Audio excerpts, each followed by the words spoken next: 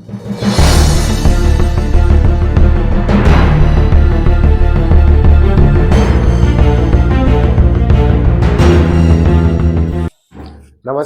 आप सभी का साइनिंग अंक प्रदेश की ओर से स्वागत है।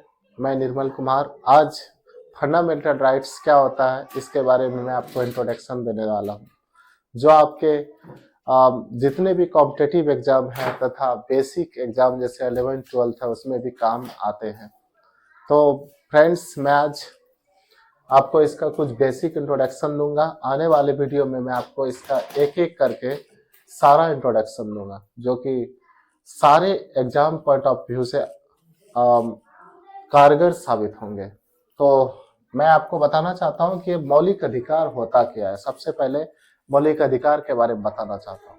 ये जो मौलिक अधिकार है, जैसे कि एक पेड़ को यदि हम एक बीज को जमीन में डालते हैं तो उस बीज को उगने के लिए क्या क्या चाहिए, और फिर एक स्वस्थ पौधा बनने के लिए क्या क्या चाहिए। जैसे जमीन में डालते हैं तो उसे नमी चाहिए, और जैसे उगता है उसे प्रॉपर मात्रा में सूर्य प्रकाश चाहिए, फिर बीच बीच में उसे पानी की सिंचाई चाहिए। इस तरह हर चीज उसे चाहिए एक स्वतंत्र एक स्वस्थ पौधा बनने के लिए। उसी तरह एक इंसान को यदि मौलिक अधिकार मिलता है तो एक भारत का सभ्य नागरिक बनता है और एक स्वस्थ इंसान बनता है, और ऐसा इंसान बनता है जो अपने अधिकारों को समझता है, जो भारतीय संविधान को समझता है, जो नियम कानूनों को समझता है। तो वो होता है मौलिक अधिकार। तो मौलिक अधिकार जो होता है राज्य के विरुद्ध होता है, जो कि डायरेक्ट उसे संविधान से प्राप्त होता है, जिसका संरक्षण भारतीय न्यायालय करती है। तो आज मौलिक अधिकार क्या है, मैं इस पे और अभी थोड़ा सा डिटेल में इंट्रोडक्शन दूंगा, उसके बाद फिर चैप्टर वाइज इस पे काम करूंगा। तो आते हैं मौलिक अधिकार भारतीय संविधान में कहां से कहां पर है। तो मौलिक अधिकार भाग 3 अनुच्छेद 12 से 35 को कहा गया है। मौलिक अधिकार को भाग 3 को भारतीय संविधान का मैग्ना कार्टा कहा गया है।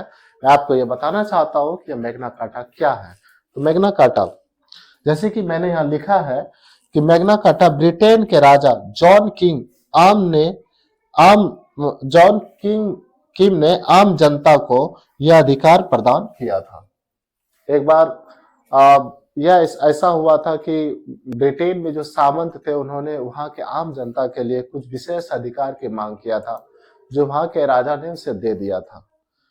तो उसे मैग्ना कार्टा कहा गया था, और वो भी था राज्य के खिलाफ ही था। तो इसी तरह से यह मौलिक अधिकार के कारण भारतीय संविधान भाग 3 में रखा गया है। इसलिए भाग 3 को मैग्ना कार्टा भी कहा जाता है। तो अब बात करेंगे कि मौलिक अधिकार का क्या क्या विशेषताएं हैं। तो देखिए, विशेषताएं सीधे उच्चतम न्यायालय तक पहुंच, यानी कि किसी व्यक्ति का यदि मौलिक अधिकार का हनन होता है, आप सीधे उच्चतम न्यायालय तक पहुंच सकते हैं, यानी कि अपनी अर्जी आप उच्चतम न्यायालय में लगा सकते हैं। मौलिक अधिकार जैसे राज्य के विरुद्ध होता है, यानी कि आपका मौलिक अधिकार सरकार हनन नहीं कर सकती है, क्योंकि आपको यह डायरेक्ट संविधान से मिला हुआ है, इसीलिए इसे राज्य के विरुद्ध माना गया है। ये मौलिक अधिकार का विस्तार हमारे न्यायालय करते हैं। राज्य तो कोशिश करता है कि आपका अधिकार को छीन ले, तो उसका बस चले तो आपको घर से निकलना क्या, बाहर में अपने विचार अभिव्यक्त करना क्या, आपको बोलने ना दिया जाए। लेकिन ऐसा कर नहीं सकता, क्योंकि हमें डायरेक्ट संवैधानिक शक्ति प्राप्त है, जिसका रखवाला सुप्रीम कोर्ट है। मेरा कोई भी वो अधिकार छीन नहीं सकता। तो अभी बात करने वाले हैं आगे का क्या विशेषताएं हैं। तो मौलिक अधिकार असीमित होता है, जिसका कोई दायरा सीमित नहीं है। ऐसे माना जाता है कि मौलिक अधिकार 6 है, लेकिन आज मौलिक अधिकार का विस्तार होते जा रहा है। जैसे अच्छी सड़कों पर चलना, अच्छे पर्यावरण में रहना, तथा बेसिक स्वास्थ्य सुविधाएं उपलब्ध होना, शिक्षा, स्वास्थ्य और मिला जुला के कह सकते हैं कि रोटी, कपड़ा और मकान हर व्यक्ति को मिलना, ये मौलिक अधिकार बन चुका है। तो ये असीमित है, जिसका कोई दायरा नहीं है। आगे की बात करते हैं तो मौलिक अधिकार का संशोधन हो सकता है। हाँ, मौलिक अधिकार का संशोधन हो सकता है, सरकार कर सकता है। तो मैग्ना कार्टा मैंने समझा दिया। अब मौलिक अधिकार होते कितना है। मौलिक अधिकार मूल संविधान में 7 था, लेकिन 44वें संविधान संशोधन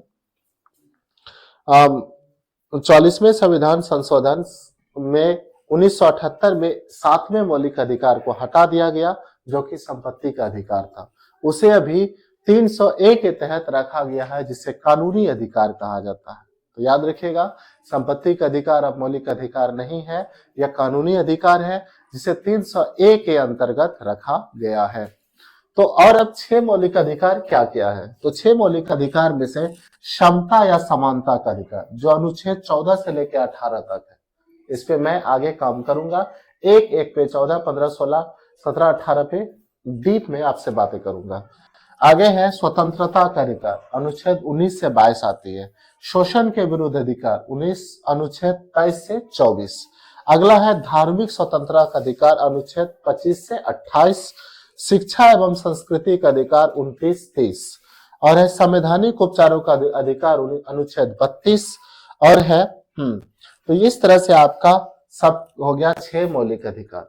और मौलिक अधिकार को भारतीय संविधान की आत्मा अम्बेडकर जी ने कहा है, जिसमें मुख्य रूप से इसको बताया गया अनुच्छेद 32 को संवैधानिक उपचारों का अधिकार।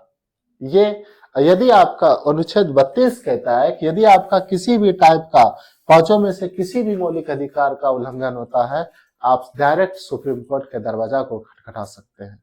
इसीलिए इसे आत्मा कहा है भीमराव अम्बेडकर ने। तो आगे की यदि बात करें तो मौलिक अधिकार किसको किसको प्राप्त है? क्या ये विदेशियों को भी प्राप्त है नागरिक के साथ साथ? तो कौन सा विदेशी को प्राप्त है और कौन सा भारतीय नागरिक को प्राप्त है? भारतीय नागरिक को तो सारा प्राप्त है, लेकिन उनमें से कौन कौन विदेशी को प्राप्त है उस पर हम बात करेंगे।